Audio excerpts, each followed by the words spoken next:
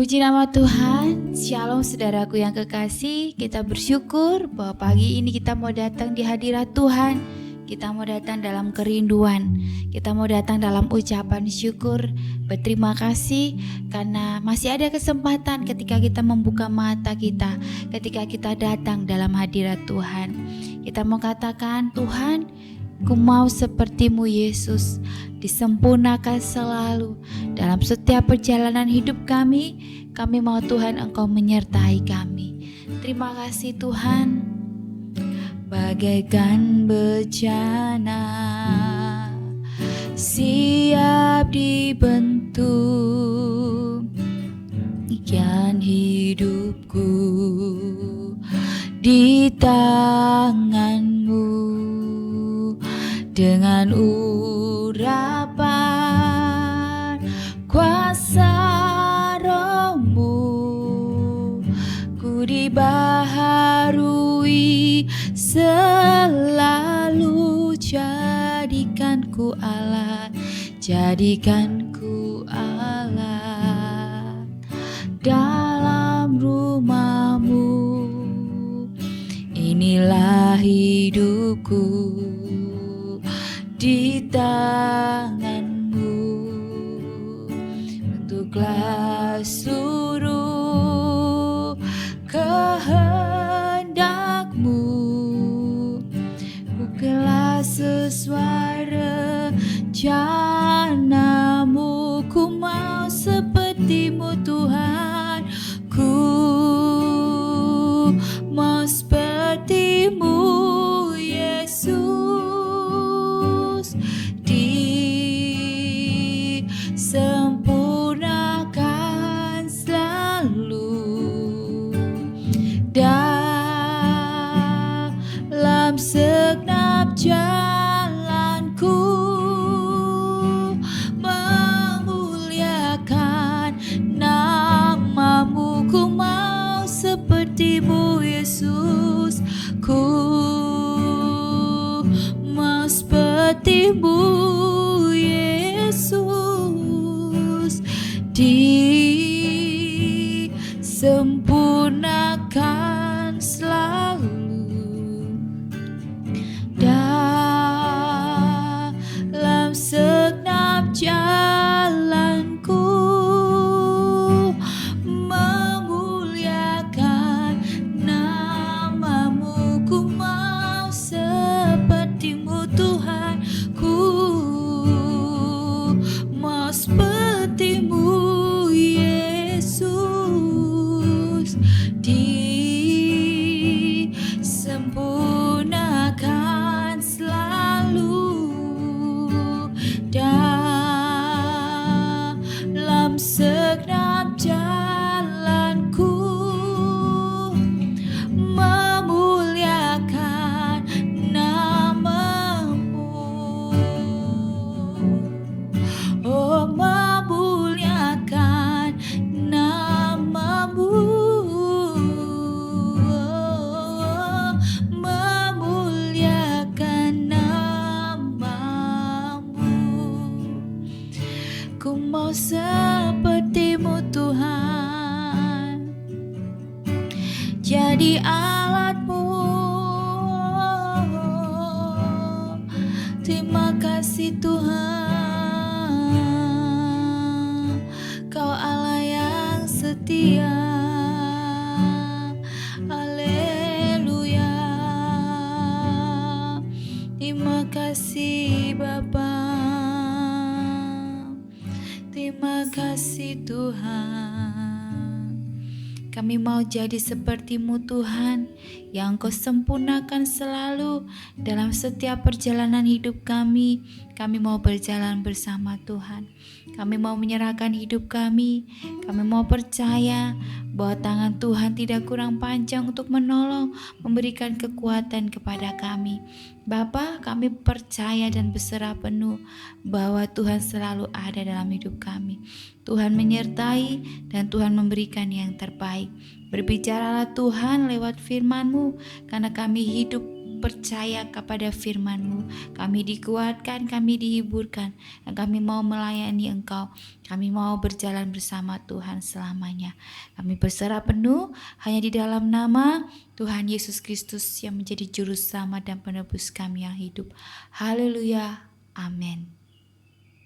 Shalom semuanya, bersyukur ya kita hari ini bisa berkumpul, bisa dimanapun saat ini saudara berada. Kita mau sedikit mendengarkan sharing firman Tuhan pada hari ini. Dan biarlah kita mau mengucap syukur. Tiap hari kita harus belajar untuk mengucap syukur karena Tuhan telah memberikan kita kesempatan hidup. Walaupun terkadang kita berdosa, kita banyak kesalahan, tapi tetap Tuhan memberikan sekali lagi kesempatan hidup supaya kita bisa memperbaiki atas kesalahan kita yang kita lakukan di setiap hari kita. Dan biarlah hari ini kita mau belajar bagaimana kita mau mencoba ataupun kita harus bisa untuk memiliki sifat Yesus di dalam kehidupan kita. Mungkin banyak sekali ya saudara-saudaraku sifat-sifat Yesus yang kita kenal. Dan hari ini saya membahas tentang bagaimana sifat Yesus pada waktu masih melakukan pelayanan selama 3,5 tahun ya. Dan kita mau baca untuk melandasi firman pada hari ini. Saya membacakan di Matius 5 ayat yang ke-1 sampai yang ke-12. Matius 5 ayat 1 sampai ke-12 saya bacakan. Ucapan bahagia. Ketika Yesus melihat orang banyak itu, naiklah ia ke atas bukit dan setelah ia duduk, datanglah murid-muridnya kepadanya. Maka Yesus pun memulai berbicara dan mengajar mereka, katanya, berbahagialah orang yang miskin di hadapan Allah karena merekalah yang punya kerajaan surga. Berbahagialah orang yang berduka cita karena mereka akan dihibur. Berbahagialah orang yang lemah lembut karena mereka akan memiliki bumi. Berbahagialah orang yang lapar dan haus akan kebenaran, karena mereka akan dipuaskan. Berbahagialah orang yang murah hatinya, karena mereka akan beroleh kemurahan. Berbahagialah orang yang suci hatinya, karena mereka akan melihat Allah. Berbahagialah orang yang membawa damai, karena mereka akan disebut anak-anak Allah. Berbahagialah orang yang dianiaya oleh sebab kebenaran, karena merekalah yang mempunyai kerajaan surga. Berbahagialah kamu jika karena aku kamu dicela dan dianiaya dan kepadamu difitnahkan segala yang jahat. Bersukacitalah dan bergembiralah karena upahmu besar di surga, sebab demikian juga telah dianiaya nabi-nabi yang sebelum kamu. Amin. Jika kita melihat ya konteks di sini sebetulnya bagaimana kita bisa hidup atau mau hidup bahagia di dalam Tuhan. Tetapi tidak tahu apa yang Tuhan bicara sama saya. Kok saya mendapat sifat-sifat Yesus itu ada di dalam pasal ini. Konteks ini seperti berbahagialah orang yang miskin di hadapan Allah. Bukan pada waktu itu Yesus datang ke dalam dunia ini dalam keadaan dia mungkin bisa dikatakan tidak mempunyai apa-apa, karena Yesus tahu sendiri lahir di kandang domba. Bagaimana dia seorang terlahir miskin, padahal sebetulnya dia mempunyai segala isi dunia ini. Seperti yang pernah saya katakan beberapa hari yang lalu bahwa seisi di live streaming doa pagi bahwa seisi dunia ini ialah Allah yang mempunyai. Tetapi pada waktu Yesus datang ke dalam dunia ini, dia tidak membawa, dan bisa dikatakan Yesus ini adalah seorang yang miskin. Tetapi orang yang miskin di hadapan Allah itu merekalah yang mempunyai kerajaan surga. Dalam konteks ini, miskin bukan berarti miskin harta benda. Tetapi miskin apa? Miskin yang mempunyai sifat yaitu rendah hati. Biasanya orang yang miskin itu, maaf saya kata, orangnya tidak mempunyai ego yang tinggi. Terus kemudian gak aneh-aneh. Kemudian juga rendah hati. Maksudnya seperti itu. Jadi bukan karena miskin gak punya harta benda, tidak mempunyai mungkin suatu hal yang bisa dibanggakan. Bukan seperti itu. Tapi di sini dikatakan jikalau kita mempunyai sifat yang rendah hati, layaknya Yesus, kita akan mempunyai kerajaan surga. Terus yang kemudian, berbagailah orang yang berduka cita. Orang yang berduka cita itu adalah orang yang remuk hatinya. Orang biasanya yang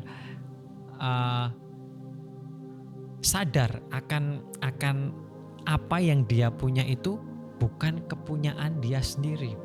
Dan kita percaya bahwa orang yang susah, yang remuk hatinya, yang mungkin patah hati, itu adalah orang yang benar-benar akan berserah kepada Tuhan. Dikatakan orang yang berduka cita itu akan dihibur.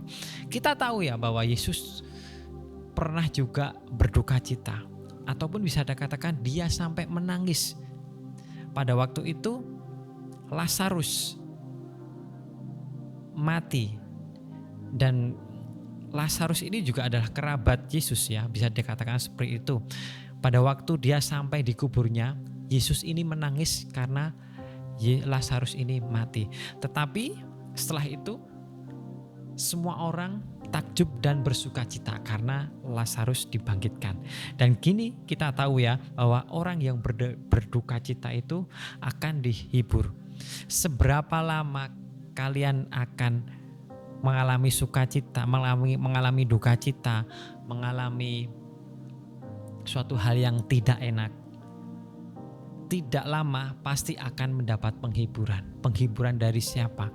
Penghiburan dari Yesus Kristus melalui Roh Kudus-Nya. Itu ya, yang kedua. Yang pertama tadi orang yang rendah hati, yang kedua ialah orang yang mempunyai mungkin remuk redam, patah hati, itu akan mempunyai penghiburan melalui Roh Kudus. Kemudian lemah lembut. Nah, ini sebagai kita orang, untuk dikatakan sebagai orang lemah lembut itu susah sekali, karena kita banyak sekali hal yang membuat kita nggak lemah lembut. Anak kita marahin, bukan berarti kita marahin terus kita siksa, enggak, tetapi kita marahin dia supaya anak ini menjadi anak yang benar.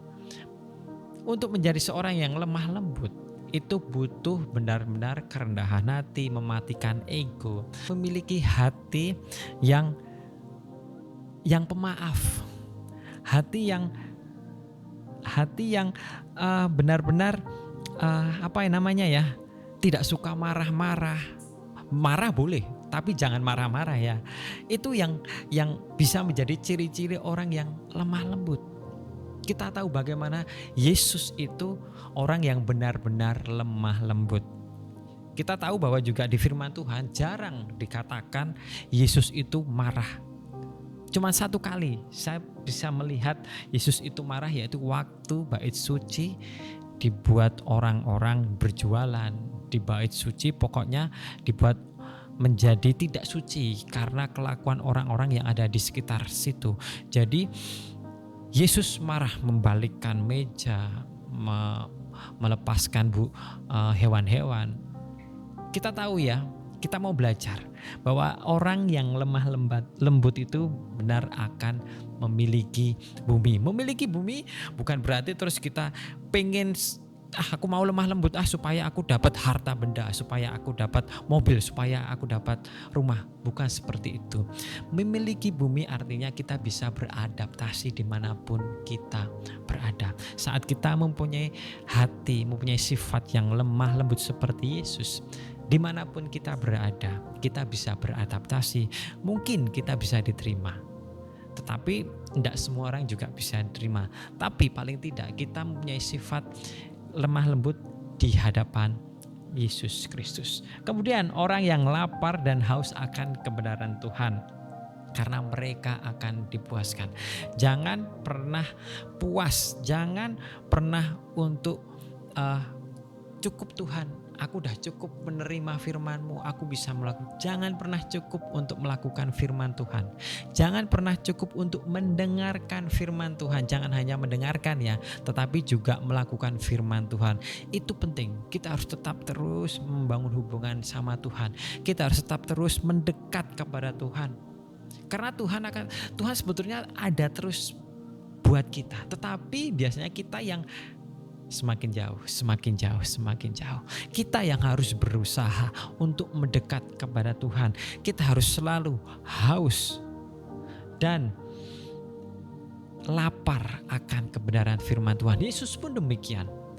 Dia tidak pernah kelewat untuk doa pagi ataupun sebelum melakukan. Kita tahu bahwa Yesus ini selalu berdoa jam 3 pagi. Walaupun dia sebetulnya juga Allah, tetapi dia membangun hubungan saat dia di bumi ini, dia membangun hubungan dengan Bapanya yang ada di surga. Itu Yesus, apalagi kita, manusia biasa yang penuh dengan kelemahan. Kita harus terus untuk belajar, untuk terus untuk haus dan lapar akan kebenaran firman Tuhan. Kemudian orang yang murah hatinya. Nah, orang yang murah hatinya itu orang yang bisa dikatakan orang yang baik, orang yang suka memberi, orang yang tidak pernah orang yang tidak pelit. Nah, itu bisa dikatakan orang yang murah hati. Saat kita memberi, jangan sampai tangan kiri kita melihat. Bisa dikatakan seperti itu, ada pepatah seperti itu ya. Saat kita memberi kepada orang tangan kanan, jangan kiri jangan sampai lihat. Seperti juga yang dilakukan itu ya, janda yang memberikan persembahan di dalam bait suci ya. Dia memberikan semuanya dan dia tidak memiliki imbalan, tidak kepingin untuk mendapat imbalan. Seperti juga kita, saat kita memiliki hati, saat memiliki sifat yang murah hati, kita memberi jangan sampai kita minta imbalan. Kita melakukan kebaikan, jangan kita minta imbalan, tetapi biarlah apapun yang kita lakukan dengan ketulusan hati, karena hanya orang yang murah hati mereka akan beroleh kemurahan. Kemudian orang yang suci hatinya, orang yang suci hatinya akan melihat Allah. Allah itu suci, begitupun juga kita harus suci jikalau ingin melihat Allah. Susah. Iya, susah karena selama kita masih hidup di dalam dunia ini, kita masih penuh dengan dosa. Tetapi kita mau minta Roh Kudus untuk supaya menyucikan hidup kita. Kita sudah disucikan, tetapi bagaimana kita bisa menjaga hidup kita supaya tetap suci di hadapan Allah. Buang pornografi, buang perjudian, buang hal-hal yang membuat tubuh kita rusak, mabuk, merokok, itu buang semua. Biarlah supaya roh Tuhan, Roh Kudus ada di dalam kehidupan kita. Nah itu ya. Terus kemudian berbahagialah orang yang membawa damai. Di dalam puasa ini saya sering melihat di media sosial bahwa banyak sekali anak-anak muda menunggu sahur, dia sering tawuran ya. Tawuran pakai sarung, itu perang sarung dikatakan seperti itu. Apakah itu bisa dikatakan membawa damai? Kalau saya tidak, karena hal itu akan membuat resah banyak orang. Apalagi tadi hari ini dengan perang sarung ada anak muda atau orang yang meninggal karena itu tidak membawa damai di dalam kehidupan kita. Ayo dimanapun saudara-saudara berada, kita mau menjadi orang yang pembawa damai. Jika ada orang bertengkar, ada orang yang mau berargumen dengan kita, mungkin ada yang ingin menyalahi kita, udahlah kita menyingkir aja. Karena jikalau kita berdebat dengan mereka tidak akan habisnya, apalagi berdebat soal agama, soal bagaimana menyerang iman kita, atau pokoknya udah tinggalkan aja, itu tidak penting. Itu ya, kita mau belajar untuk memiliki sifat yang damai ataupun seorang yang pembawa damai, karena di situ kita akan memiliki banyak saudara dan banyak teman. Dan yang terakhir, berbahagialah orang yang dianiaya, dicela dan difitnah karena mempertahankan iman kita. Jikalau kita berkata benar ataupun jikalau kita memberitakan firman Tuhan, mungkin beberapa orang tidak suka. Karena kebenaran firman Tuhan sebetulnya itu membuat orang itu tertegur, ataupun membuat orang itu merasa tersindir. Karena mungkin orang itu melakukan hal yang tidak baik, kita memberitakan firman Tuhan dengan kebenaran dan mereka tidak suka. Dan mungkin mereka tidak suka dengan kita. Tetapi itulah yang harus kita, itulah yang harga yang harus kita bayar. Supaya apa? Supaya kita mendapat upah besar di surga. Bukan difitnah, dicela, ataupun dianiaya karena dosa kita. Karena perbuatan kita sendiri yang melenceng dari firman Tuhan. Tetapi karena kita mempertahankan iman kita supaya tetap di dalam Tuhan. Nah, itulah sifat-sifat Yesus. Yesus juga memperlihatkan contoh yang nyata bagaimana dia dianiaya. Dia mati di kayu salib dan dia tidak membalasnya. Malahan dia mendoakan kita. Karena kita tidak tahu apa yang kita lakukan dan ampunilah dosa mereka. Tidak ada yang seperti Yesus mempunyai sifat seperti itu. Tetapi kita mau belajar ya saudara-saudara di sini, bagaimana kita mau belajar untuk membawa damai. Bagaimana kita belajar untuk lemah lembut. Bagaimana kita belajar untuk murah hati. Bagaimana kita belajar untuk saat kita difitnah, saat kita dicela, saat kita dianiaya, kita tetap berpegang teguh kepada iman kita. Mari saudara-saudaraku, saat ini kita mau flashback kembali. Mungkin saat ini teman-temanku lupa bagaimana tentang pribadi Yesus, bagaimana tentang pribadi yang ada di dalam Yesus Kristus yang harus kita miliki di dalam kehidupan kita. Kita tidak bisa sempurna seperti Yesus melakukan semuanya itu. Tetapi kita mau belajar supaya apa? Supaya hidup kita ini terpancar kasih Yesus kepada semua orang. Di dalam keluarga kita itu yang paling terutama. Kemudian di tempat kerja kita, di sekolah kita, di lingkungan kita, tempat tinggal kita, supaya terpancar kasih Kristus. Dan semoga firman ini menjadi kekuatan, menjadi pembelajaran untuk supaya kita hidup lebih baik lagi, dan yang pasti hidup untuk kemuliaan nama Tuhan. Amin. Mari kita berdoa. Bapa, kami tahu Tuhan, mungkin saat ini sifat hamba jauh daripada Engkau. Tapi kami mau belajar Bapa. Kami ingin memiliki sifat seperti Engkau. Tetapi sebelum itu Tuhan, ampunilah dosa dan kesalahan kami. Layakkan kami Tuhan, sucikan kami Tuhan. Supaya hidup kami itu suci. Supaya kami mempunyai hati yang lemah lembut. Supaya kami Tuhan menjadi orang yang bisa membawa damai dimanapun kami berada. Kami mau belajar terus Tuhan. Kami mau minta Roh Kudus-Mu Tuhan, supaya Engkau bisa memampukan kami Tuhan untuk menjalani ataupun untuk memiliki sifat seperti Engkau dan menjalani kehidupan di dunia ini. Terima kasih Bapa. Terima kasih Yesus, terima kasih Roh Kudus.